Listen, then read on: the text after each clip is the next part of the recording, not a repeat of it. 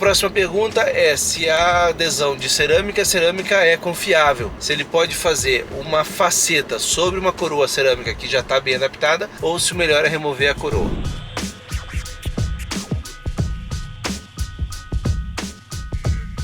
Então vamos lá, esse é o De Carona com a Sua Dúvida, onde a gente responde as dúvidas que vocês têm colocado aí no nosso Instagram, mandando no direct, no canal do YouTube ou mandado direto dentro de uma das plataformas do nosso curso. Então a gente vai respondendo aqui qualquer dúvida que você tiver relacionada à odontologia, só mandar que a gente vai respondendo. A primeira dúvida que a gente tem aqui é sobre encerramento digital, se é possível fazer uma reabilitação em resina com a matriz transparente, que é a TRI, é o método que a gente ensina, se dá para fazer ele com enceramento digital ou se tem que fazer uma moldagem tradicional. Você pode sim fazer um escaneamento e um modelo digital, um enceramento digital sem problema nenhum. A grande questão só é que você tem que tomar alguns cuidados, porque o fato de você mudar uma moldagem para um scanner, um modelo vazado para um modelo impresso, você só está mudando recursos ou ferramentas, mas isso não muda os cuidados que você tem que ter em relação a esse enceramento para poder realizar o tratamento definitivo. Então assim, você vai precisar continuar tendo os cuidados para que o técnico não modifique o formato dos dentes,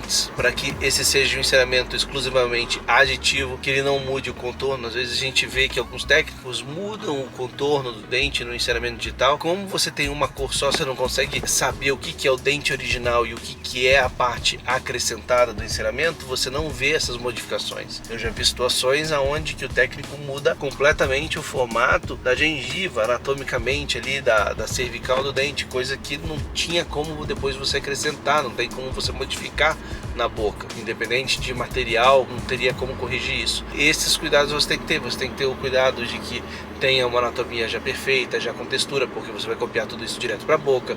Você tem que ver ali para poder ficar com as meias bem finas, delicadas, para que você tenha menos excessos. Desde que você consiga ter todos esses detalhes para facilitar o seu trabalho, não há problema nenhum. Você pode sim utilizar o enceramento digital no seu dia a dia para fazer as reabilitações com resina. Então a próxima pergunta é se a adesão de cerâmica é confiável, se ele pode fazer uma faceta sobre uma coroa cerâmica que já está bem adaptada ou se o melhor é remover a coroa. Então assim, se o melhor é remover a coroa, não, aí é uma questão que você vai avaliar do caso. Se ela está bem adaptada ao dente, se não tem nenhum problema de cimentação, se não tem nenhuma falha de adaptação, se tiver tudo ok, você não precisa realmente trocar. Você pode fazer um preparo sobre essa coroa e colar uma cerâmica sobre ela. Daí a próxima pergunta que você fez foi se essa adesão cerâmica ela é confiável. Sim, ela é confiável. Por quê? O que você cola? Vamos pegar uma situação usual, uma situação onde você está colando uma cerâmica em um dente. Se você parar para analisar, você não está colando a cerâmica direto no dente. O que você faz é o quê? Você tem um cimento resinoso, que é uma resina composta, e você une essa resina composta ao dente e une essa resina composta à cerâmica. Essas duas uniões da resina composta com o dente da cerâmica são super confiáveis, não são? Nesse caso, você só não tem um dente, você tem duas cerâmicas. Isso não vai mudar a qualidade da sua adesão, entendeu? Você continua tendo uma boa adesão na cerâmica, só que agora você tem uma boa união de cerâmica dos dois lados. O que você precisa fazer é o correto condicionamento dessa cerâmica, de acordo com o material que você tem. Você falou que a faceta que você faria é de MX, ótimo, você vai fazer todo o condicionamento para esse tipo de cerâmica. Então você vai lá, vai fazer o ácido fluorídrico a 5% por 20 segundos, vai fazer a limpeza da superfície, depois você vai fazer a aplicação do silano na coroa, na outra cerâmica. O ideal seria você saber que material cerâmico é esse para você fazer o condicionamento correto dele. E daí, fazendo isso, você consegue unir os dois com cimento resinoso de uma maneira segura,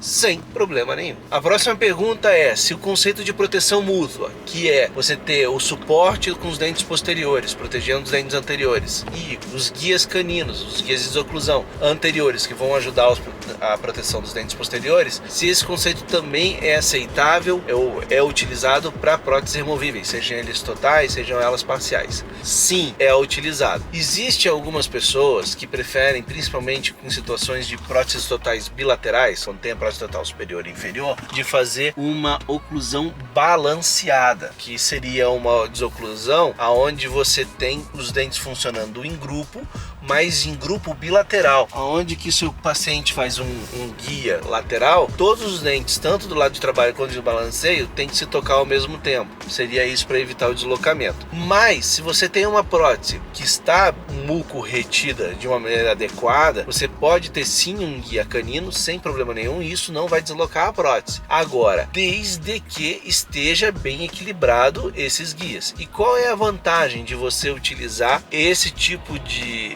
desoclusão em canino, esse conceito da proteção mútua em próteses removíveis? Quando você tem guias caninos, desoclusão por guia canino, o trabalho da musculatura é muito mais leve, é muito mais eficaz do que quando você tem guias de desoclusão em grupo. A função muscular é muito mais intensa, e quanto mais intensidade dessa função muscular, mais cansaço muscular e mais dores esse paciente pode vir a ter com o tempo, né? Dores musculares. Agora, quando você tem guia canino, o trabalho dessa musculatura é muito mais leve, é muito mais fácil. Isso favorece então a dar um conforto maior a médio e longo prazo para esse paciente. E se você está gostando das perguntas, está gostando da resposta, não esquece, deixa um like aqui no vídeo. Então a dúvida é o seguinte: ele mandou a moldagem e o registro para o técnico para poder fazer ali a vazagem do gesso e a montagem desses modelos no articulador. E o técnico questionou ele que a mordida ficou aberta, e daí o dentista está questionando se não é isso mesmo, porque ele já fez o registro já na dimensão que ele quer que o paciente reabilite. Então vamos lá, a gente tem que entender o que aconteceu. Porque assim, por que esse técnico está falando que a mordida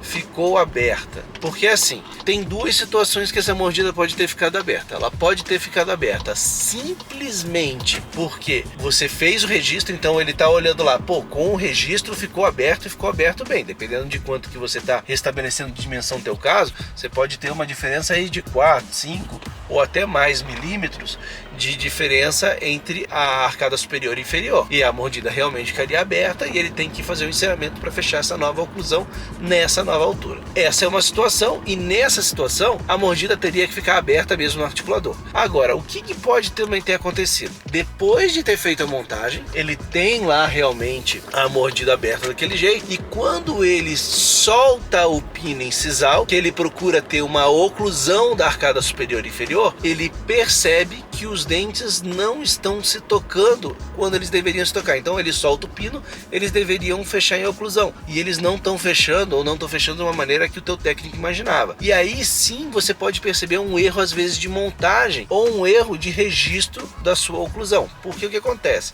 Quando você vai fazer o registro oclusal, o ideal é você, já antes de você fazer o registro, durante o ato de desprogramação muscular, você descobrir qual que é o primeiro contato prematuro que você tem ali na boca. E quando você faz a montagem, mesmo montando lá com guia alto, onde você vai ter já a altura da restabelecimento de dimensão, quando você solta o pino incisal, você vai ter a oclusão desses dois modelos, e na oclusão desses modelos, o único dente que tem que tocar é esse contato prematuro que você identificou lá durante o ato da desprogramação, antes do registro. E se esse toque, às vezes, dependendo de como seja, pode deixar uma mordida aberta, pode deixar uma falta de contato, porque é um contato prematuro, é o primeiro toque que você está tendo. Quando ele toca, como é um toque prematuro, quando toca ele, nenhum outro dente toca. E é isso que você deveria entender. Se ele está questionando uma situação de mordida aberta depois de um primeiro contato prematuro, e daí você conferir se esse toque é o que acontece na boca do paciente, e daí estaria tudo bem, tudo certo, ou se ele está questionando justamente esse registro que deixou